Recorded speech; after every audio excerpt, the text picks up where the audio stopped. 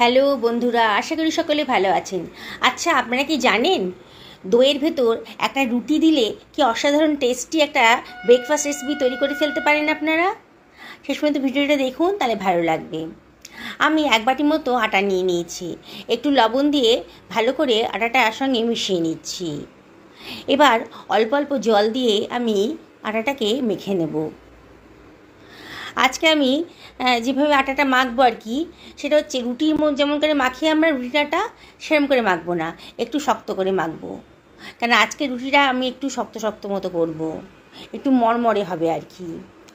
আপনাদের তো অনেক সময় হয় যে রাতের রুটি বেঁচে যায়, সেগুলো সকালবেলা আপনারা এইভাবে ব্যবহার করে নিতে পারেন, মানে রেসিপিটা তৈরি করে ফেলতে পারেন। কিংবা অনেক সময় রাত্রে আটা অনেক সব বেঁচে যায়, তাহলে সকালবেলা উঠে এই রেসিপিটা আপনারা চটজলদি বানিয়ে নিতে পারেন। আর যা গরম পড়েছে না এখন, পেট ঠান্ডা করার জন্যে এই রেসিপিটা আপনাদের খুবই উপযোগী হবে স্বাস্থ্যের পক্ষে। আমি আটাটা মেখে নিলাম, মেখে মিনিট 5 একটু ঢাকা দিয়ে রেখে দিয়েছিলাম। আবারও তারপরে ঢাকাটা তুলে আবার একটু মেখে নিচ্ছি। বুঝতেই পারছেন আটাটা বেশ শক্ত করেই মেখেছি। বললাম না, আমি আজকে একটু শক্ত শক্ত রুটি, মানে একটু মচমচে রুটি বানাতে চাইছি। এবার অল্প আটা, শুকনো আটা ছড়িয়ে দিয়ে আমি এগুলোকে গোল গোল করে রুটির আকারে বেলে নিচ্ছি। বন্ধুরা, রেসিপিটা কিন্তু একেবারেই সোজা, আর বলতে পারেন অয়েল ফ্রি। এই গরমের সময় বেশি তেল মশলা খাওয়া তো আমাদের পক্ষে মানে স্বাস্থ্যের পক্ষে ভালো না। তাই এই রেসিপিটা যদি সকালে জলখাবারে বানিয়ে দেন, আপনাদের সময়ও বাঁচবে আর স্বাস্থ্যের পক্ষেও এটা হেলদি হবে। আমার সমস্ত রুটিগুলো বেলা হয়ে গেছে। এবার একটা তাওয়া গরম করে নিয়েছি, তার ভেতর আমি রুটিটা দিয়ে দিলাম, দিয়ে ওপরে একটু ছুরি দিয়ে কাট লাগিয়ে দিচ্ছি যাতে রুটিটা ফুলে না যায়। একটু মচমচে রুটি বানাবো তো। এবার এপিট ওপিট করে ভালো করে এটাকে সেঁকে নিচ্ছি। খুন্তি দিয়ে চেপে চেপে এটাকে ভালো করে আমি ভেজে নেব, যাতে কাঁচা ভাবটা একেবারে চলে যায়, একটা মচমচে ভাব চলে আসে। দেখুন, এইভাবে বানিয়ে নিতে পারেন। আর এটা মেনলি রাতে বেঁচে যাওয়া রুটি দিয়েই তৈরি করা যায়। রাতে যখন রুটিটা বেঁচে যাবে, তখন আপনারা সকালবেলা এই রেসিপিটা বানিয়ে ফেলতে পারেন। 5 মিনিটের মধ্যে কিন্তু রেসিপিটা তৈরি হয়ে যাবে। আমি আর একটা রুটিও একইভাবে ভেজে নেব। এপিট ওপিট করে ভালো করে ভেজে নিচ্ছি। এই গরমের দিনে এই রকম রেসিপি যদি হয় না, শরীর মন দুটোই কিন্তু ঠান্ডা হয়। আর রান্নাঘরেতে বেশিক্ষণ সময় কাটাতে ইচ্ছা করছে না এই গরমের সময়। এই রেসিপিটা চটজলদি হয়েও যাবে আপনাদের। দেখুন, আমার মচমচে করে রুটিগুলো কিন্তু ভাজা হয়ে গেছে। এবার আমি ফ্যানের তলায় রেখে দেবো, তাহলে আরও একটু শক্ত হয়ে যাবে। আমি এখানে বেশ খানিকটা পুদিনা পাতা নিয়ে নিয়েছি। পুদিনা পাতা কিন্তু স্বাস্থ্যের পক্ষে ভীষণই উপকারী।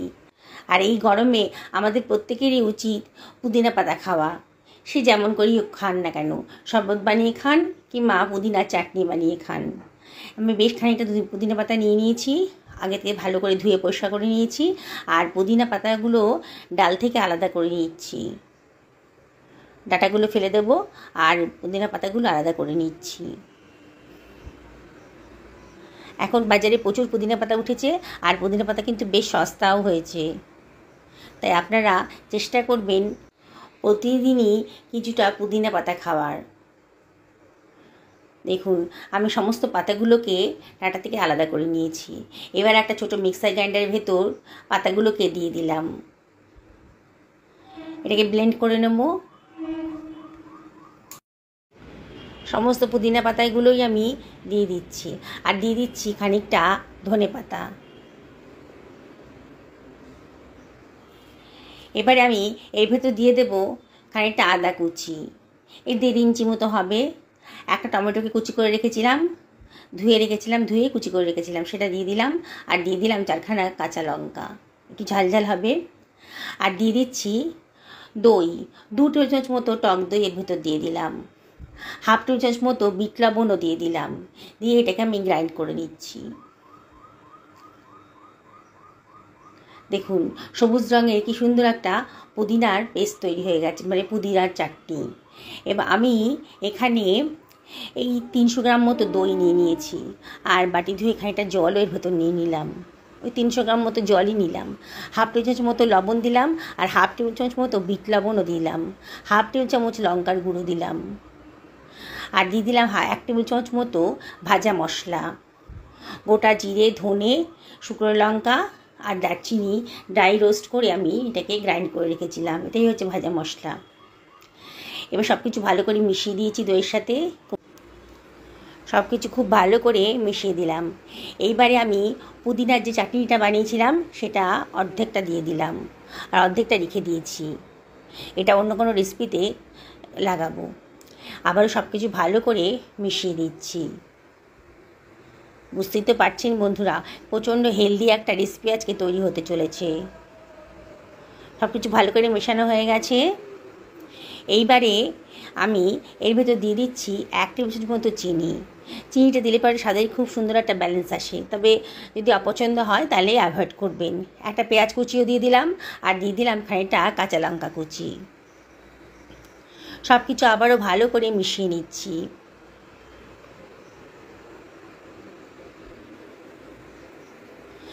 একটা তড়কা দেব, সেই জন্য আমি 1.5 টেবিল চামচ মতো সাদা তেল গরম করে রেখেছিলাম, তার মধ্যে দিয়ে দিলাম সর্ষে দানা আর কারি পাতা, দিয়ে সম্বারটা দিয়ে দিলাম। এখানে তড়কাটা দিলে পরে টেস্টটা কিন্তু খুব বেশি হয়, ভালো হয় আর কি।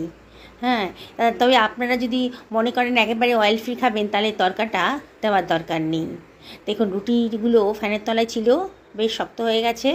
এবার রুটিগুলোকে আমি পিস পিস করে কেটে নিচ্ছি, ছিঁড়ে নিলাম আর কি।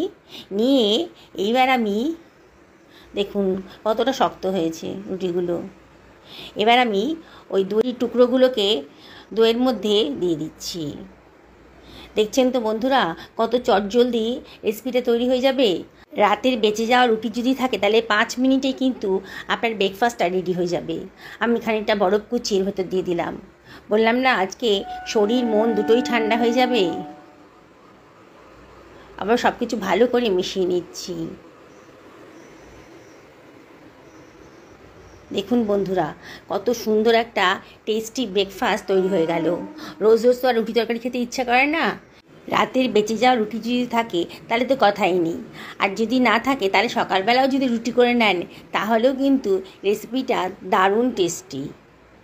আমি মিনিট খানেক ধরে বেশ নাড়াচাড়া করে দিয়েছি, রুটিগুলো কিন্তু বেশ মজে গেছে দইয়ের সাথে।